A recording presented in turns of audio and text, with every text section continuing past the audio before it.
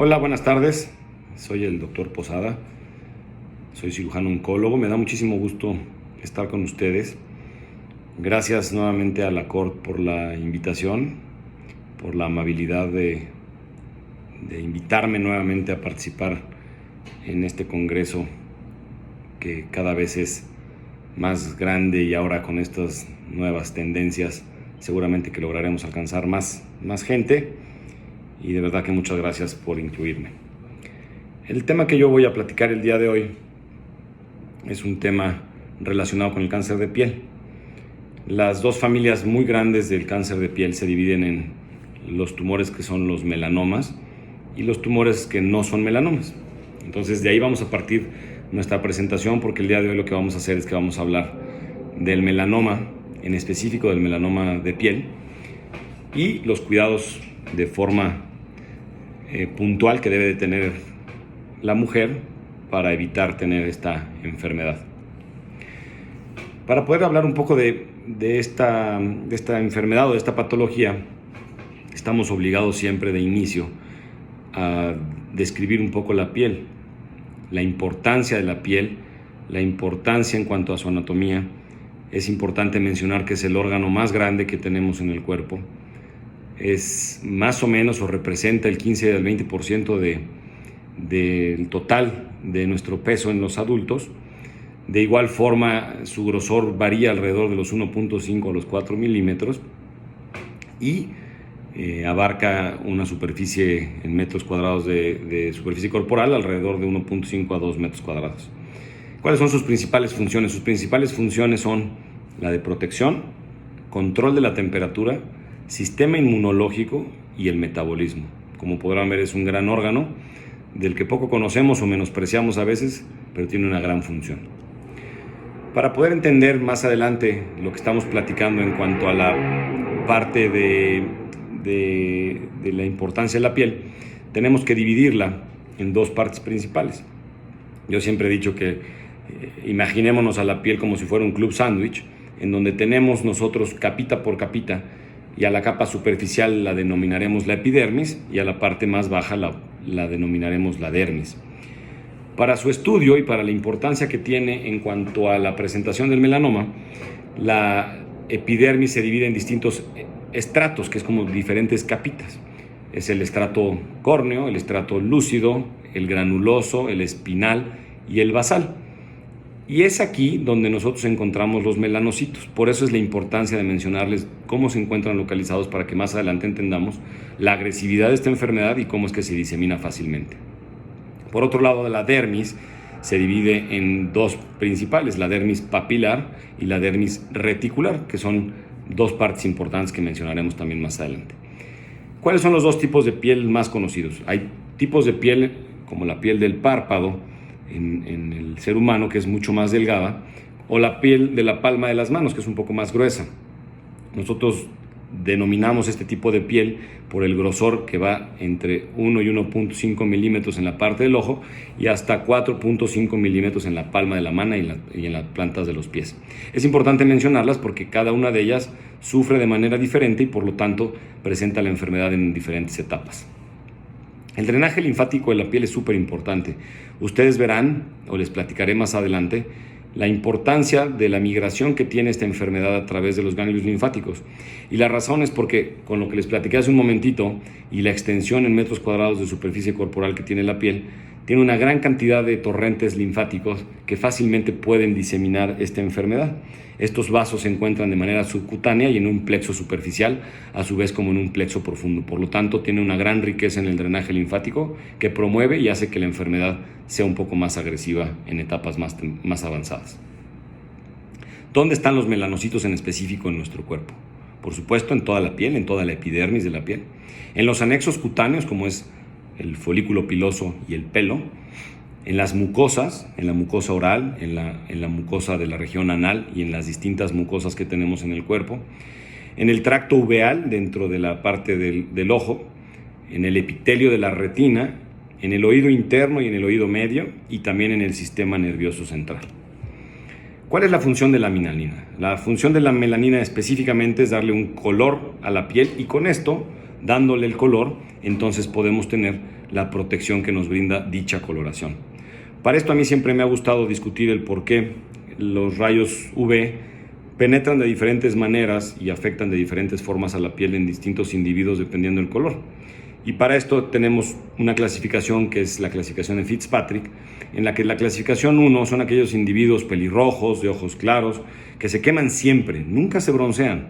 Aquellos que uno ve en la playa enrojecidos por completos y que no logran tomar un tono, sino que solamente se queman y lastiman su piel de manera muy importante. Y los tipos 6, que son los individuos de la raza negra, que difícilmente se queman, sino que por el contrario, la melanina hace en su factor que tomen un color adecuado y que se distribuya de mejor forma la radiación solar.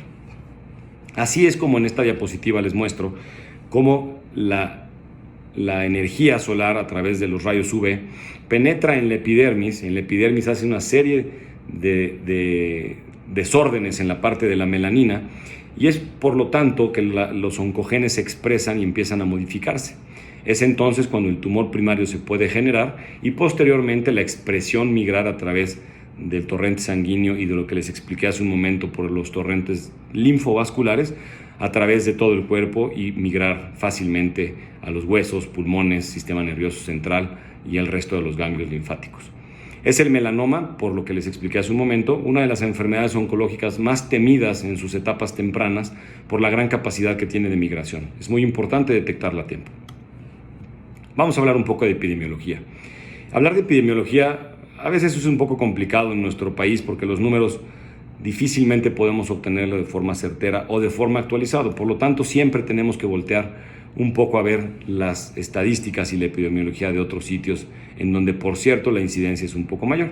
Hablemos entonces de nuestro vecino del norte, Estados Unidos, en donde ocupa el sexto lugar en incidencia y la incidencia cada vez es mayor. Fue el siglo XX, el siglo que mayor incidencia tuvo, y poco a poco durante la concientización que hemos tenido a través de los medios de comunicación y de las culturas y campañas que se realizan, que hemos logrado disminuir un poco esta incidencia, pero no de forma dramática como nos gustaría que sucediera. Los blancos tienen una incidencia mucho mayor, alrededor del 98%, y los afroamericanos y los hispanos apenas logran entre el 0.7 y el 1.1%. Las poblaciones blancas de mayor proporción tienen melanomas acrales en las lesiones subunguales por debajo de las uñas, en las regiones plantares y en las regiones palmares y plantares. Es decir, nosotros los mexicanos somos una raza que por sí misma presenta una gran cantidad de casos de melanoma desde el punto de vista acral. Ya lo revisaremos más adelante qué significa esto. En algunas otras partes del mundo, y dependiendo la exposición a los rayos solares y la emisión UV, así como la piel, como puede ser, por ejemplo, los países nórdicos o Gran Bretaña e incluso Australia, tienen una mucho mayor incidencia. Es Queensland, en Australia, que registra probablemente el número más alto y la incidencia en esos sitios es mucho mayor. La forma cutánea representa el 91.2% de los casos, que es la que nos interesa en este momento, pero también el melanoma se presenta en la región uveal y en la región de las mucosas en un porcentaje menor. Representa aproximadamente el 5% del cáncer de piel. El otro cáncer de piel, que son los no melanomas, son la mayor de las apariciones de esta enfermedad. Y el 75% de las muertes relacionadas a cáncer de piel sí tienen que ver con el melanoma. La incidencia, por supuesto, aumenta a la exposición solar y el diagnóstico es más fácil de realizarse. En el mundo en general representa en las mujeres el 15º lugar en incidencia y el 0.7% de las muertes. En los hombres no figura en el porcentaje de importancia, pero también ocupa un lugar, aunque lejano, importante. En México, igual que en el mundo, ocupa el 15º lugar de importancia en la incidencia de las mujeres y representa el 0.9% de las muertes relacionadas a esta enfermedad. En México representa finalmente el 1.4% de todos los cánceres, 0.8% de las muertes por cánceres en todos los casos globales y una aparición aproximada, probablemente subregistrada, de 2.000 casos por año. Fíjense en Australia y Nueva Zelanda, que son los lugares que les digo que tienen mayor incidencia. Tienen el tercer lugar en frecuencia, 10% de todos los cánceres y 4.8% de las muertes por cáncer asociadas a esta enfermedad. ¿Cuáles son los factores de riesgo? Seguramente ustedes se lo estarán imaginando y sabrán que la respuesta que vamos a tener casi de forma inmediata será el sol. Y sí, es correcto. El sol es una de las principales causas de esta enfermedad y factor de riesgo número 1 prevenible. Sin embargo, existen algunas otras asociadas a otros factores importantes que habríamos de discutir. Los factores de riesgo siempre los he discutido yo. Para todas las enfermedades oncológicas se dividen en dos grandes grupos. Primero, aquellos que son modificables.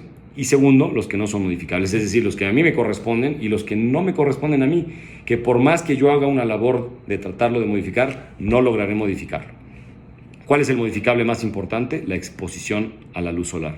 ¿Y cuáles son los no modificables? Sitio donde nací, sitio donde crecí, sitio donde me crié, la exposición que tengo por el sitio donde nací y finalmente la huella genética y epigenética que tengo por mi parte familiar. Esos son los no modificables.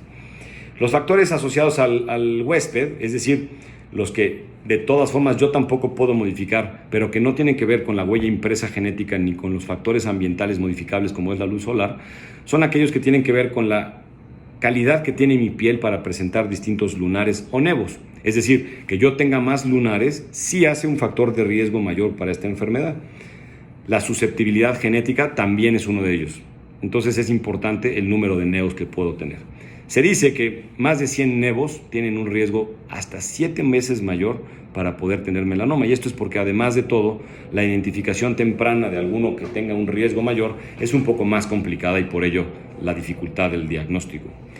Todos los nevos o lunares mayores de 5 milímetros o aquellos grandes mayores de 2 centímetros se consideran de riesgo mayor significativamente importante para la aparición de un melanoma.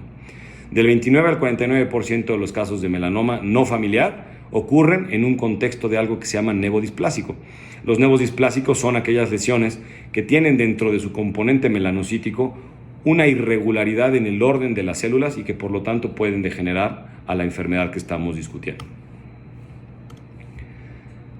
Ahora, ¿cuál es el riesgo que tengo yo realmente por tener un nevo atípico? Esta es la imagen que yo quiero que se queden en la mente para esta charla. Los nevos atípicos tienen mayor riesgo de generar un melanoma y son así como aparecen en la imagen. Normalmente son mayores de 5 milímetros, planos, tienen una pigmentación variable de muchos colores de manera heterogénea, irregular, bordes mal definidos y una tonalidad rojiza. Más o menos el riesgo es hasta 6 veces mayor de tener un nevo atípico para presentar esta enfermedad. La historia familiar, como se los dije hace un momento, es muy importante.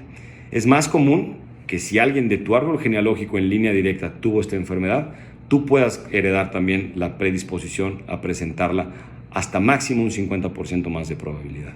La aparición familiar temprana es aquella que se define por aquellos pacientes que tienen la enfermedad antes de los 40 años, que tienen algunos fenotipos específicos para desarrollar la enfermedad y que tienen síndromes hereditarios puntuales para desarrollar esta misma enfermedad. ¿Qué tiene que ver entonces todo lo que les acabo de platicar para que podamos entonces distinguir los factores de riesgo más importantes? Por supuesto que la exposición intensa e intermitente al sol es la más importante, tiene un riesgo relativo hasta de 7. La relación geográfica, es decir, lo que platicábamos hace un momento en cuanto al factor demográfico, es muy importante. Las quemaduras que representan un riesgo relativo hasta de 2. Las áreas más expuestas a la piel o al sol, de la piel al sol, como en los hombres, que generalmente es la región dorsal, y en las mujeres en las extremidades inferiores. El bronceado artificial en menores de 35 años arriesga a tu paciente hasta un 75% más a que desarrolle la enfermedad. Por lo tanto, es muy importante tener esta campaña de no utilizar de manera indiscriminada las camas de bronceado. Los nevos, como platicábamos, los nevos displásicos hasta un 58% de probabilidad y un riesgo mayor. Las mujeres versus los hombres tienen un riesgo 3-1 en cuanto a la aparición de esta enfermedad, y las enfermedades se presentan más comúnmente en personas de la 7ª y 6ª década de la vida. Poco común en los niños. Y aquí, revisando un poco el fenotipo de Fitzpatrick, con lo que les platicábamos un momentito, los riesgos que tienen realmente las personas que tienen un pobre bronceado y mucho quemado en Fitzpatrick 1 es mucho mayor que las personas de raza negra, en la que difícilmente puede desarrollarse esta enfermedad por la radiación UV. El riesgo disminuye, por supuesto, conforme los grados de Fitzpatrick se van modificando hacia la parte mayor. Algunas enfermedades coexistentes que también pueden incrementar el riesgo son la queratosis actínica, la enfermedad intestinal inflamatoria con un riesgo por la parte autoinmune o inmunitaria de hasta 1.8 y el geroderma pigmentoso.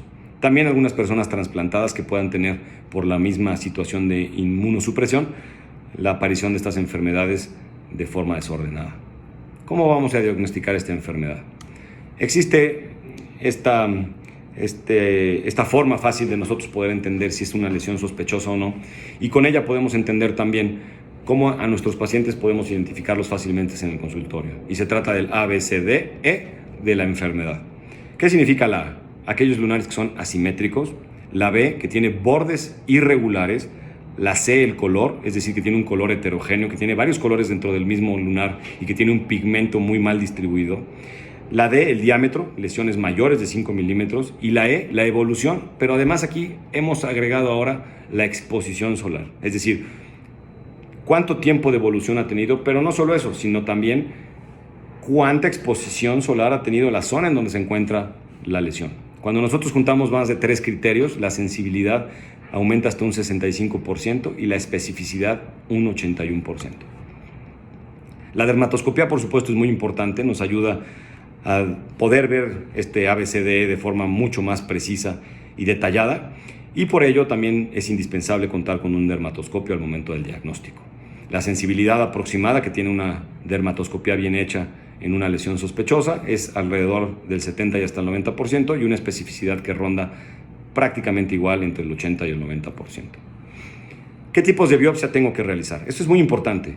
Generalmente los médicos no experimentados o los médicos no familiarizados con esta enfermedad deciden quitar la lesión de forma inicial durante el tratamiento, y esto es un error, porque si nosotros tenemos una sospecha de la enfermedad y tomamos todo el contorno por completo, perdemos una gran cantidad de información. Por lo tanto, la biopsia que debe realizarse ante la sospecha es una biopsia incisional o una biopsia en sacabocado de la zona más sospechosa, valga la redundancia, que nos pueda obtener toda la profundidad completa de la piel y que nos dé la mayor información posible para poder entonces definir qué tratamiento es el que necesita nuestro paciente, que seguramente verán en otra charla que trata del tratamiento quirúrgico del melanoma. Forzosamente tenemos que hablar un poco de la estadificación, porque es importante que ustedes entiendan la magnitud del problema del melanoma, que se expresa en milímetros. No son tumores grandes, no son lesiones complejas. En general, lo que a nosotros más nos importa es la profundidad que tiene para que nosotros podamos saber realmente el pronóstico de nuestro paciente. Por lo tanto, si se dan cuenta en esta diapositiva, los tumores T1 son aquellos tumores que se dividen en A y en B, pero que no van allá más de 0.8 de milímetro. Fíjense la importancia de esto. Son tumores muy pequeñitos, con una profundidad muy pequeñita, pero que tienen una gran capacidad de migración linfovascular, y por eso es que es tan importante detectarlos a tiempo. Así, el T2 se dice que es aquel que va entre 1 y 2 milímetros, el T3 el que va de 2 a 4 y el T4 el que es mayor de 4 milímetros. Milímetros, así como se los estoy diciendo. Los milímetros expresados en la profundidad de las capas que repasamos antes, que son la epidermis y la dermis. Si hay ganglios o no es muy importante al momento del diagnóstico. Siempre durante el tratamiento, que les repito, revisarán en otra charla, es muy importante determinar si ya existe o no una afección ganglionar al diagnóstico y si podemos nosotros hacer algo con ello, o si tenemos que determinar un ganglio centinela. Es muy importante, puesto que nosotros podemos definir el tratamiento simplemente dependiendo de la evolución que tiene ganglionarmente hablando. Y la importancia de lo que les explicaba en la diapositiva de hueso, cerebro y pulmón es porque se clasifica diferente. Aquel tumor que ya es metastásico es diferente si es metastásico al pulmón, si es metastásico al hígado o si es metastásico al sistema nervioso central. El tratamiento puede ser diferente y el pronóstico, no tengan duda, es absolutamente distinto. El riesgo de la enfermedad linfática por grosor, fíjense lo que les decía hace un momentito. Todos aquellos tumores que tienen 4 milímetros o más de profundidad tienen hasta un 50% de riesgo de ya tener afección ganglionar.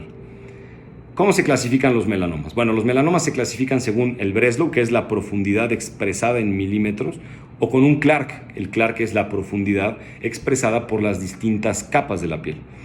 Pueden utilizarse las dos, normalmente utilizamos el Breslow, pero hay momentos que el Breslow no puede medirse de forma adecuada y que el Clark es un poco más eficiente. Sin embargo, la clasificación de Clark es observador dependiente, entonces dependerá de lo que nuestro patólogo vea y la expertise que tenga para que nosotros podamos tomar en cuenta esta clasificación. La OMS divide al melanoma en diferentes categorías, que más adelante les voy a platicar en la siguiente diapositiva, los tipos histológicos, pero se dividen en los que son de diseminación superficial, el 70%, el léntigo maligno, el léntigo acral, el nodular, el melanoma originado en un nevo azul, el melanoma originado en un nevo congénito gigante, el melanoma nevoide y el melanoma persistente.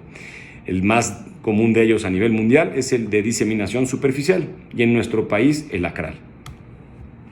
En base a la parte histológica, se dividen en los de extensión superficial, que normalmente son los que están asociados a la zona de exposición solar.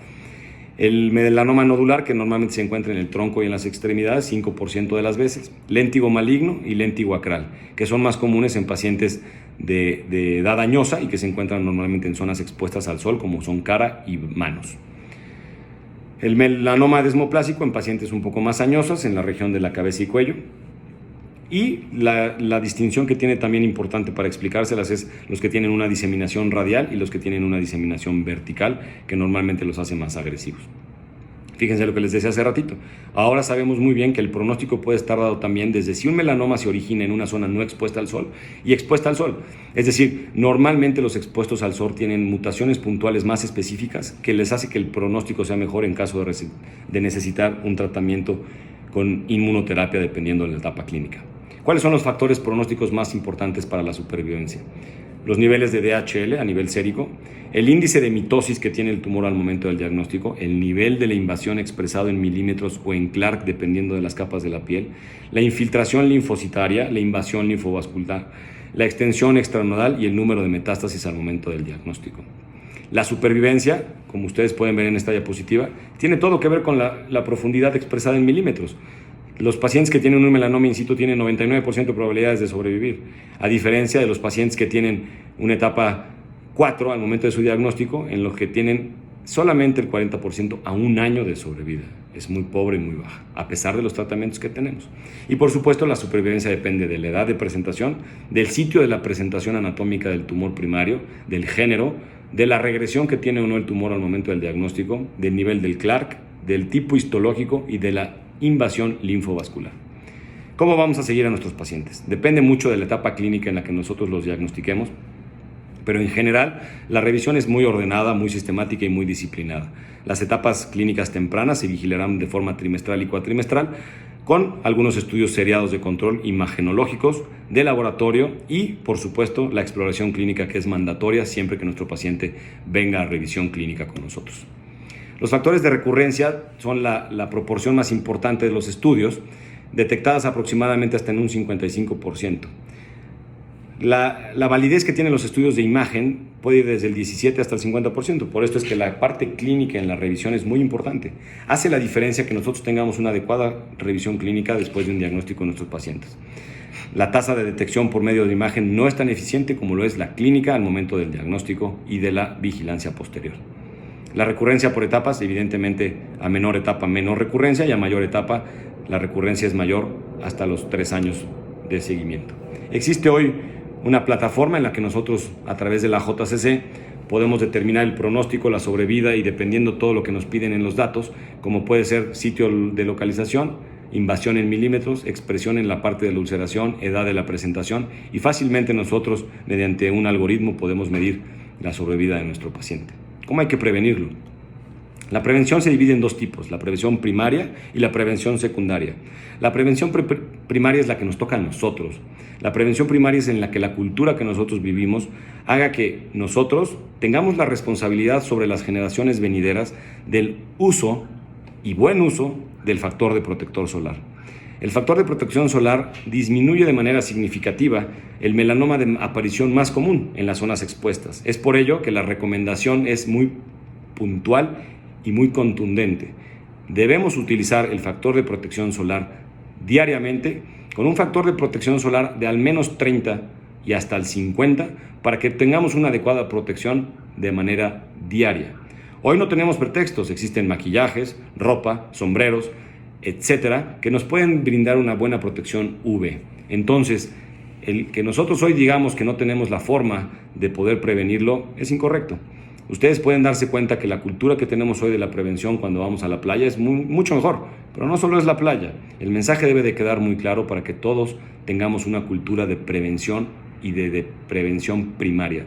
Y la prevención secundaria, que consta de la autoexploración, y dentro de la autoexploración, además de todo, los signos de alarma y la identificación de los tipos de riesgo.